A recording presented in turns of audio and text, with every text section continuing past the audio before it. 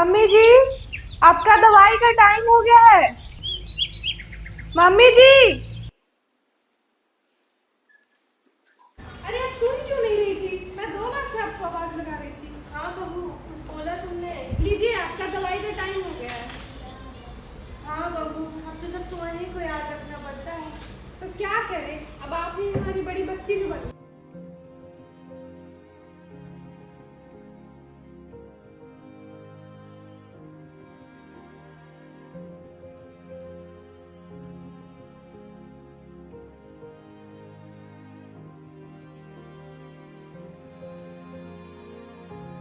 बहू, 4 दिन से कह रही हूँ भजिया बना दो, तुम इतनी सी बात नहीं मानती मेरी। मम्मी जी, 2 दिन पहले ही तो बनाया था और डॉक्टर ने बोला है अभी आपको तला भुना नहीं देने के लिए। तो क्या अब मैं अपने मनपसंद की चीज भी नहीं खा सकती? हे भगवान, मेरे तो दिन ही गिनती के बचे हैं। Good morning. हाँ बेटा, तू आ गया। देख, तेरी बीबी ने तो हद ही कर दी है। मैंने भजिया बोला था, देख वो भी नहीं बनाया इसने। अच्छा, अब मैं ही गलत हूँ। मैं ही खाना बनाऊं, मैं ही दवाई दूं, मैं ही ध्यान रखूं और शिकायतें भी अब मुझसे ही। अरे काजल, रहने दो ना, माँ ही तो है। मम्मी, कल बनवा दूंगा पक्का। ठीक है बेटा। चल मधु, लेट हो रहा है, स्कूल छोड़ देता हूँ। ठीक है पापा।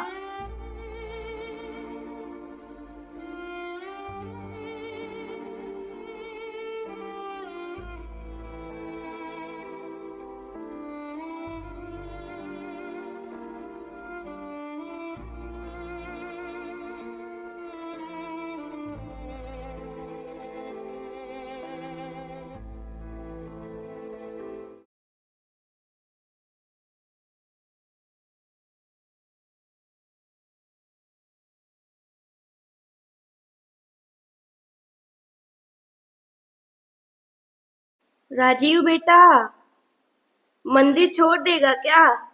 आज गुरुवार है, मैं कब से कह रही हूँ, 3 दिन हो गए हैं। अरे माँ, आज बहुत काम है, मीटिंग भी है। अभी नहीं, कल चलेंगे पक्का। कल? पर बेटा यहाँ मन नहीं लगता। थोड़ा भजन कीर्तन करूंगी तो मन भी लगा रहेगा। माँ, आप भी ना समझा करो ना यार, मीटिंग है अभी मेरी, कल ले चलूंगा।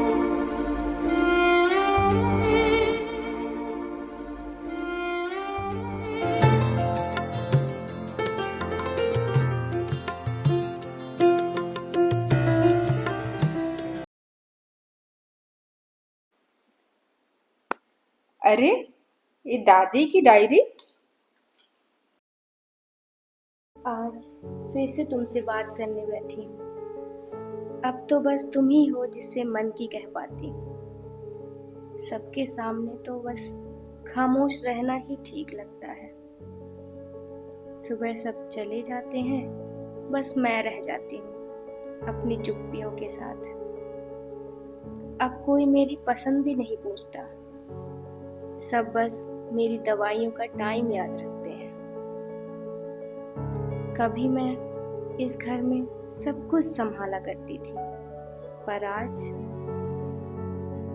किसी के पास भी मेरे लिए समय नहीं। आज घर ज्यादा चुप लग रहा है, सब अपने अपने काम पर चले गए और मैं बस यही। तुम्हारे बिना यह घर भी अधूरा सा लगता है।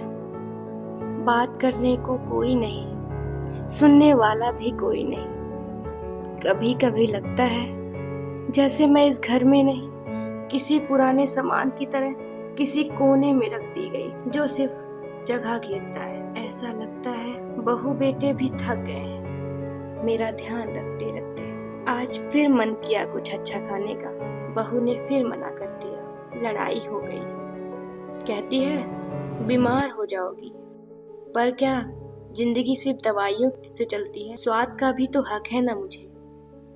तुम्हारे रहते कुछ मांगना नहीं पड़ता था, अब हर ख्वाहिश एक जंग बन गई है। थक गई हूँ मैं, बहुत थक गई हूँ। अच्छा होता तुम्हारे साथ ही चली जाती। आह! ठीक है आप? क्या हुआ, कैसे गिर गए दादी? बेटा पत्थर नहीं दिखा। अरे कोई बात नहीं, चलिए उठिए, आराम से उठिए, धीरे धीरे।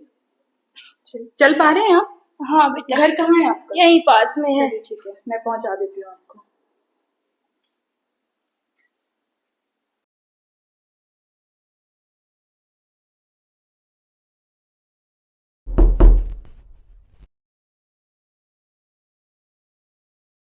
अरे दादी, ये क्या हुआ आपको?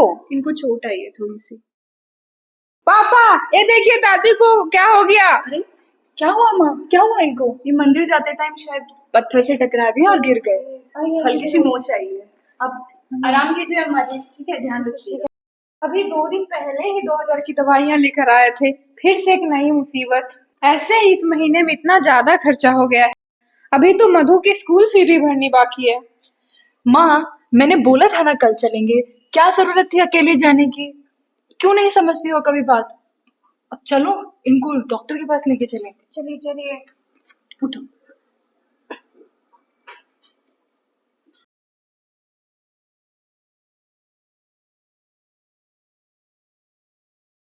नमस्ते डॉक्टर जी। नमस्ते। हाँ जी, बताइए क्या हुआ है इनको? कुछ नहीं, ये बस थोड़ा सा गिर गई थी तो चोट आ गई है इनको। अच्छा, बैठाइए इनको यहाँ पे।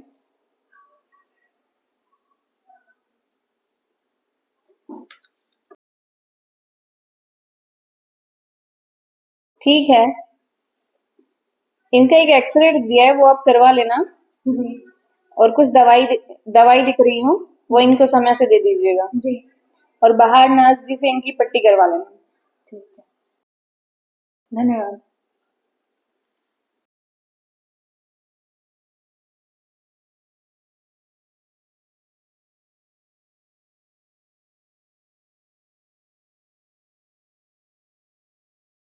माता जी, आप गिर कैसे गई? क्या बताऊं बेटा, मैं अकेले मंदिर जा रही थी और जल्दी जल्दी में अपना चश्मा घर पर ही भूल गई। रास्ते में पत्थर नहीं दिखा और मैं गिर गई। आप अकेले क्यों जा रही थी? बेटे को बोला था छोड़ने को, उसने मना कर दिया। आजकल के बच्चे कहाँ हम बूढ़ों को समझते हैं, खुद में ही व्यस्त रहते हैं। वो तो उनको फुर्सत कहाँ है, इसलिए मैंने सोचा मैं खुद ही चली जाती हूँ। कभी कभी भूलने की दिक्कत होती है अम्मा जी। हाँ, कई बार लगता है कि मैंने कोई बात कही और फिर लगता है कि सब कहते हैं कि नहीं कही। अच्छा, आपकी नींद कैसी है? क्या बताऊं बेटा, रात को नींद ही जल्दी नहीं आती और सुबह जल्दी खुल जाती है। माता जी के साथ वाले? जी मैडम। मुझे आप लोगों से जरूरी बात करनी है। आप सब भाग दौड़ में हैं, ये समझती हूँ, लेकिन बुजुर्गों की उम्र में न सिर्फ शरीर कमजोर होता है, बल्कि मन भी अकेला पड़ जाता है। हर तीसरे बुजुर्ग में किसी न किसी स्तर की याददाश्त की समस्या, उदासी या अकेलापन से जुड़ा डिप्रेशन देखा जाता है। और जब उन्हें लगता है कि उनकी कोई बात सुनी नहीं जाती, तो या तो वो चुप हो जाते हैं या जिद्दी। पर हमें तो लगा था कि ये बस थोड़ी सी चिड़चिड़ी हो रही है। नहीं, ये मदद की पुकार है। सिर्फ दवा नहीं, प्यार और ध्यान सबसे बड़ी थेरेपी है। उनके साथ वक्त बिताइए, उनकी बातें सुनिए और उन्हें दोबारा उस जीवन का हिस्सा बनाइए जिसकी वो कभी केंद्र हुआ करती थी। जी धन्यवाद। ठीक है, अब से हम इन बातों का ध्यान रखेंगे। और माँ, आपको कभी भी अकेला नहीं महसूस होने देंगे।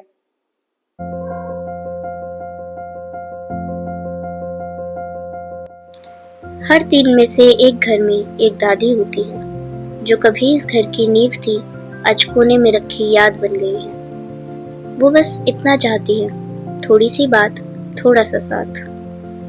बस थोड़ा वक्त दीजिए उन्हें, उनकी कहानियां फिर सुनिए, उनका हाथ फिर थामिए। ये जरूरी नहीं कि हर बार दवा ही दी जाए, कभी कभी प्यार भी इलाज होता है। चलिए आज दादी के पास बैठते हैं, बस यूं ही, बिना किसी वजह के।